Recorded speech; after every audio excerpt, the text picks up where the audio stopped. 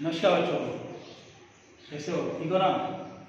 जैसे हमने पिछले वीडियो में इसी पहले पार्ट के प्रश्न मुद्दों के आखिरी सवाल थे, पांचवा छठा सवाल, उसको देखें। इसी पार्ट का आखिरी मुद्दा चल रहा है जिसमें 2 पॉइंट है, सशर्त कथन और उपपत्ति। पहले हम सशर्त कथन और विलोम के बारे में जान लें और उसके बाद में आगे देखेंगे। तो सशर्त कथन क्या होता है और इसको जाने, तो उसके लिए मैं ब्लैक बोर्ड में लिखा हूँ, एक बार देख लीजिए, फिर मैं समझाता हूँ कि जो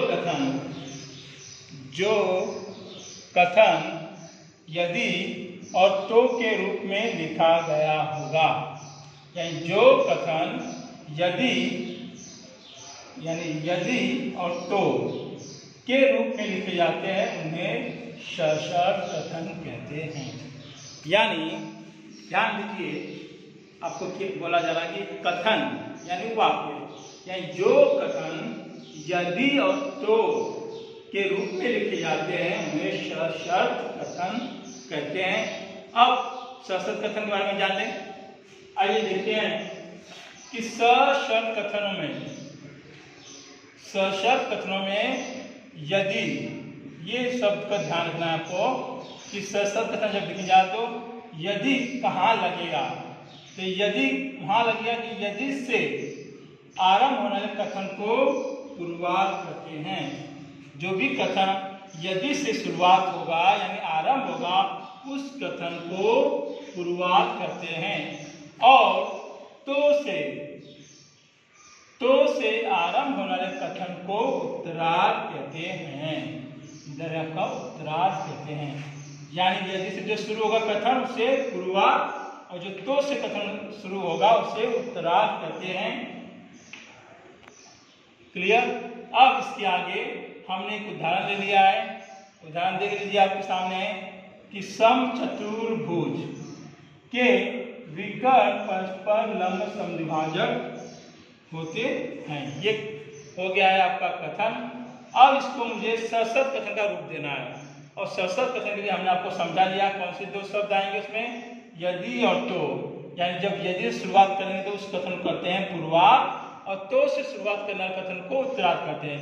तो मैं यदि शुरुआत करने जा रहा हूँ क्योंकि सशर्त कथन है। तो यदि दिया गया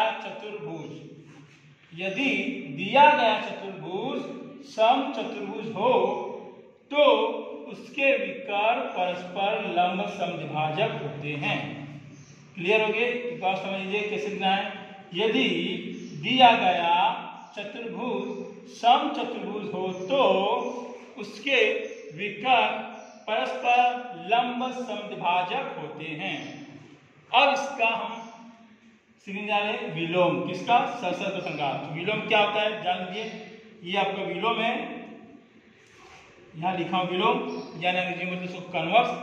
तो उसके बारे में जानिए कि दिए गए सशर्त कथन, यानी जो आपका सशर्त कथन दिया गया होगा उसके पूर्वार्ध और उत्तरार्ध की अदला बदली करने में प्राप्त मूल कथन को विलोम कहते हैं। यानी विलोम किसे कहते हैं? जो दिया जाएगा सशर्त कथन उसके पूर्वार्ध और उत्तरार्ध, ये दोनों को अदला बदली करने के बाद जो कथन को प्राप्त होगा वह कथन मूल कथन का विलोम होगा या विलोम कहते हैं। कैसे होगा तो आइए जानते हैं। इधर दूसरे पर में आइए। अब ये है आपका सशर्त कथन, बराबर। अब मैं लिख के लिखा है कथन की दिया गया चतुर्भुज समचतुर्भुज हो तो उसके विकर्ण परस्पर लंब समद्विभाजक होते हैं।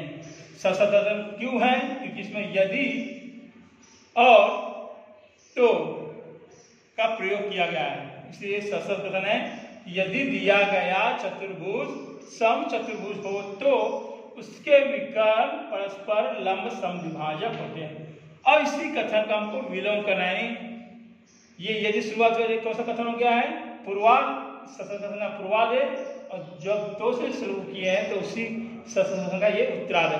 अब अदला बदली, जो तो वाला वाक्य होगा पहले आ गया, ये दी वाला बाद में। इसका जो मूल कथन होगा वो हो गया उसका विलोम। तो ये अपना विलोम देखिए यहाँ लिखा हूं मैं, ध्यान दीजिए।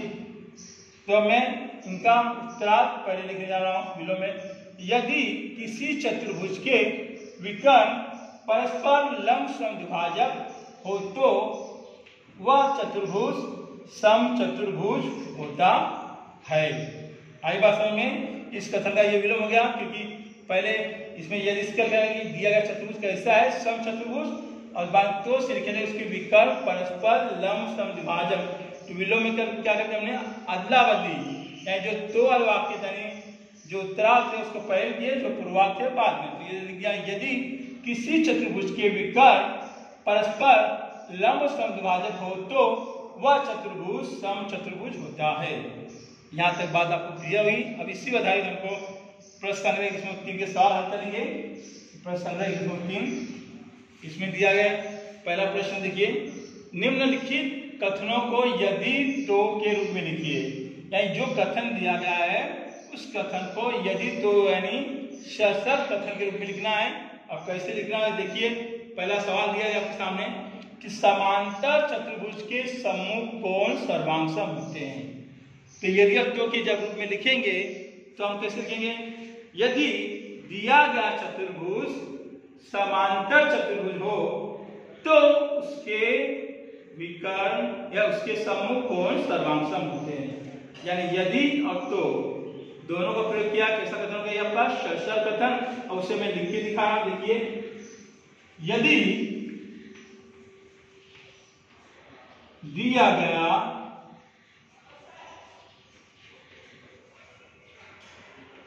चतुर्भुज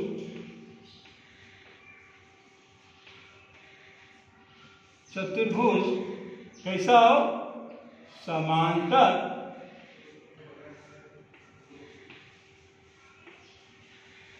चतुर्भुज हो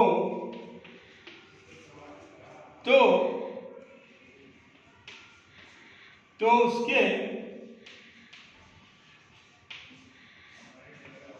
सम्मुख कोण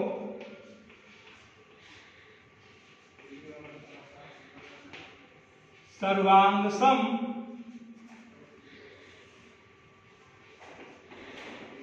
होते हैं। बरोबर। अब इसके बाद हम दूसरा सवाल ले रहे हैं। देखिए, आयत के विकर्ण सर्वांगसम होते हैं। तो आयत के विकर्ण सर्वांगसम होते हैं, इसको भी यदि तो के रूप में। तो आयत क्या है, अब आयत जानते हो किसका रूप हो, चतुर्भुज का। तो लिख दीजिए पहले, यदि दिया गया चतुर्भुज आयत हो, यदि दिया गया चतुर्भुज आयत हो तो उसके विकर्ण सर्वांगसम होते हैं। इस प्रकार हमको यदि अब तो का प्रयोग करके कथन लिखना है। देखिए यहां में, यदि दिया गया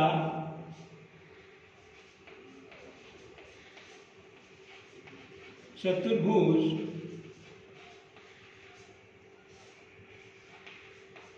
आयत हो तो उसके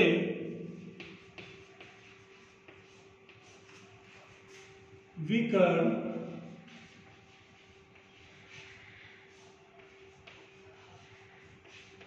सर्वांगसम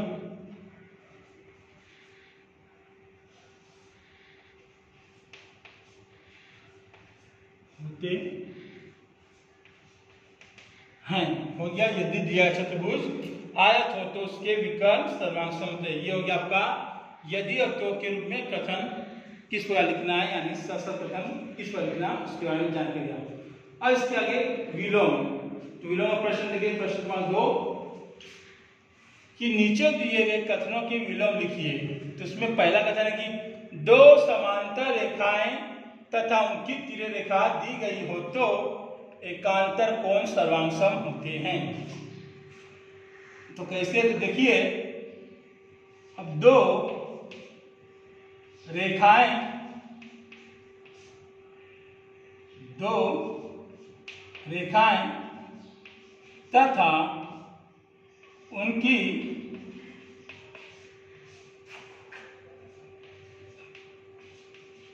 तिर्यक रेखा पर बनने वाले एकांतर कोण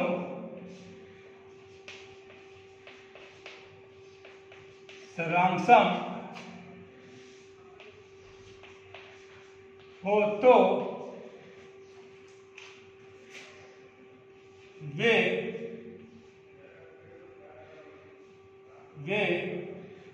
दो रेखाएं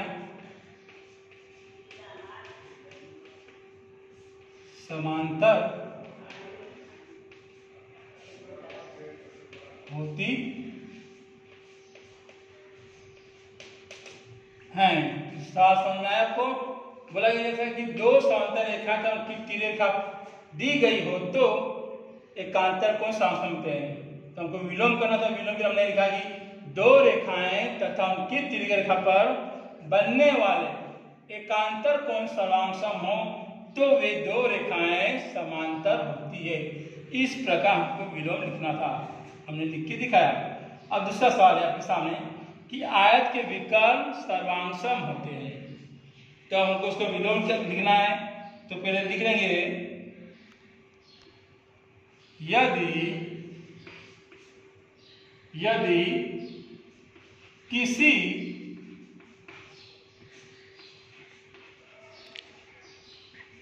चतुर्भुज के विकर्ण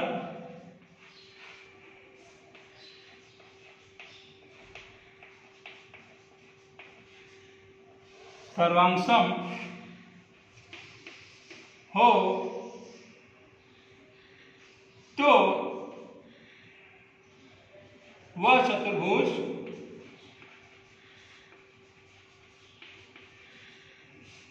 आयत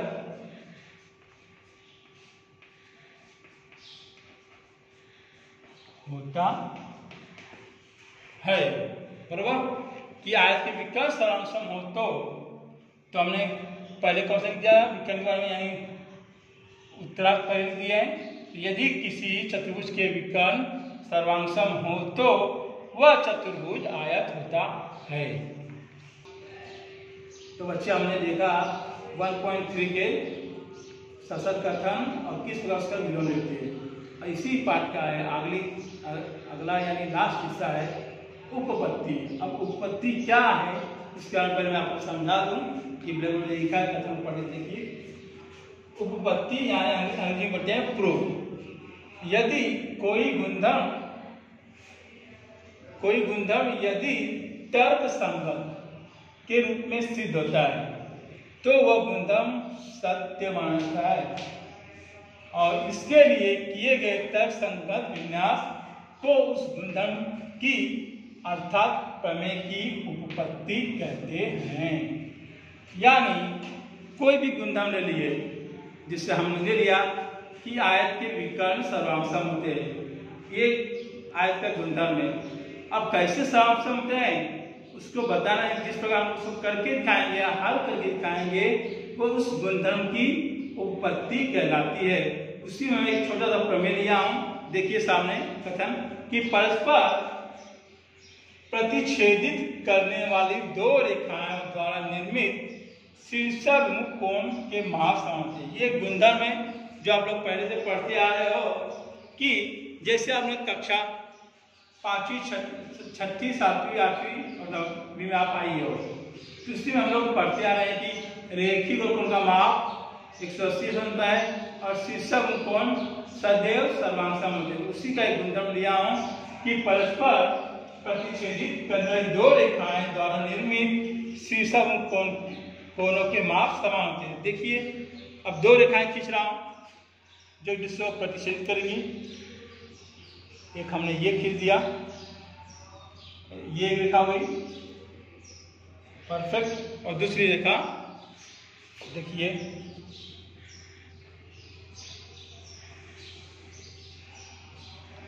ये हो गई बरोबर। अब रेखा को नाम देता हूं, ये रेखा ए बी है भी, और ये दूसरी रेखा हो गई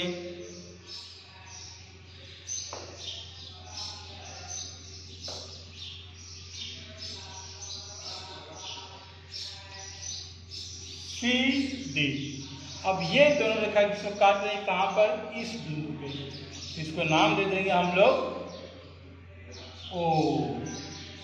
तो दत्त हमारा बन जाएगा क्या, देखिए इसी कथन सामने आकृति बना दी। अब दत्त देखिए, तो रेखा ए बी और रेखा सी डी एक दूसरे को बिंदु ओ पर प्रतिच्छेदित करती हैं।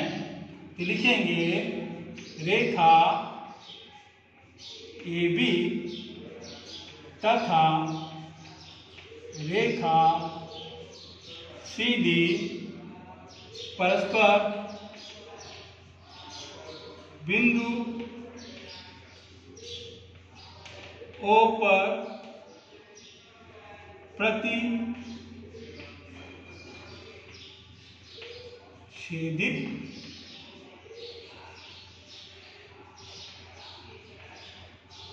करती है। रेखा ए बी तथा रेखा सी डी परस्पर बिंदु ओ पर प्रतिच्छेदित करती हैं। ये इस कथनानुसार आकृति बनाया और कथनानुसार हमारा दत्त बन गया कि ये कह रहा है कि रेखा ए बी और रेखा सी डी एक दूसरे को या परस्पर बिंदुओं पर प्रतिच्छेदित करती है। हमको सिद्ध क्या करना है, जो इसमें बताया कि इसके द्वारा यानी दो रेखाओं द्वारा निर्मित शीर्षक कोण के माप समान थे। तो शीर्षक कोण देखिए, इसमें एक है कोण AOC, इसका शीर्षक कोण BOD। अब दूसरा है AOD, इसका शीर्षक कोण COD। ये दो चीजें हमको साध्य करनी है। तो यहाँ लिखेंगे हम लोग साध्य। पहला पॉइंट है आपका कि माप कोण AOC बराबर माप कोण BOD। दूसरा साध्य करना हमको माप कोण COB बराबर माप कोण AOD या BOC भी लिखते हैं। ये चीज हमको साध्य करनी है। अब कैसे करनी है, जिसके लिए हमको उपपत्ति लिखनी हुई है। तो आइए देखें उपपत्ति।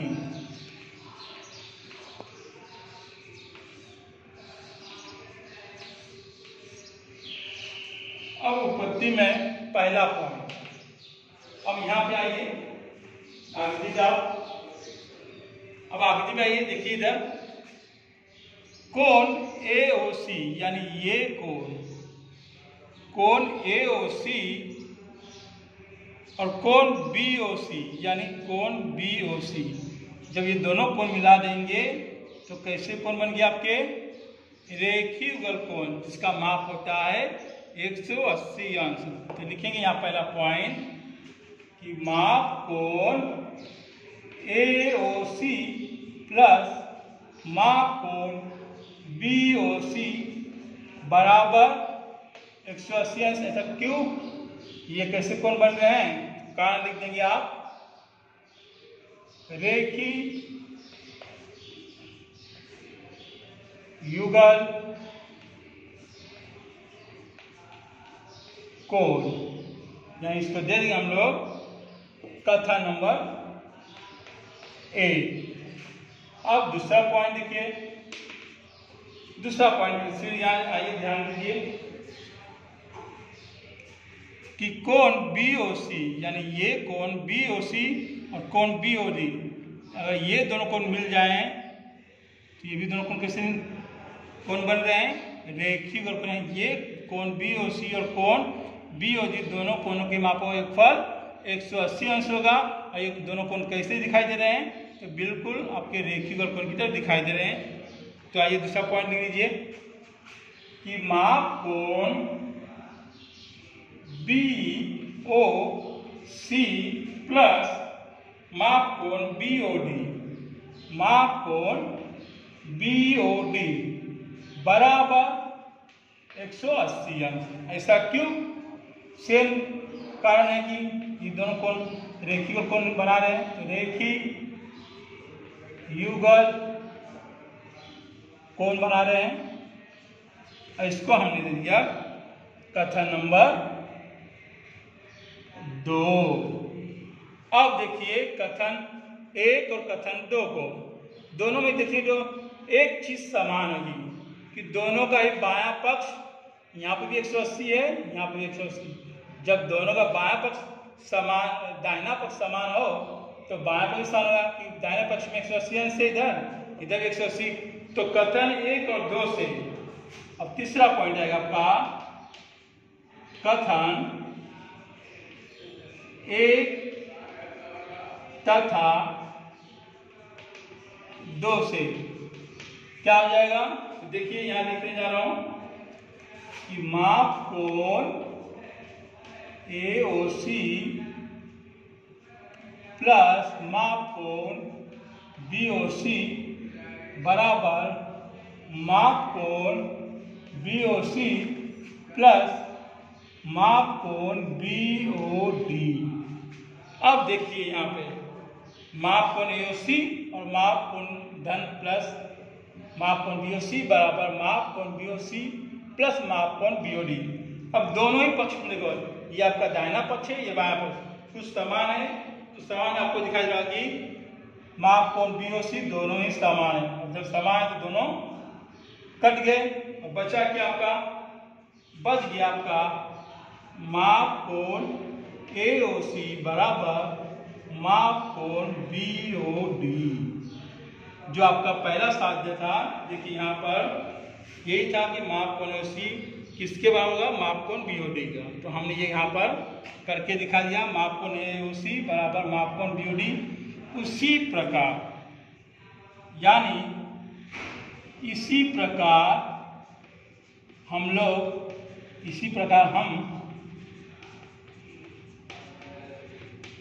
सिद्ध